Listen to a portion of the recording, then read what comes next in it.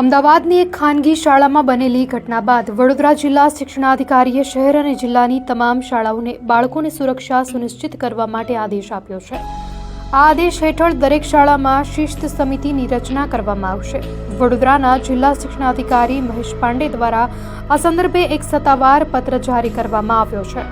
આ પત્રમાં જણાવવામાં આવ્યું છે કે દરેક પ્રાથમિક, માધ્યમિક અને ઉચ્ચતર માધ્યમિક શાળાઓએ વિદ્યાર્થીઓની સંખ્યાના આધારે શિસ્ત સમિતિ બનાવવી પડશે।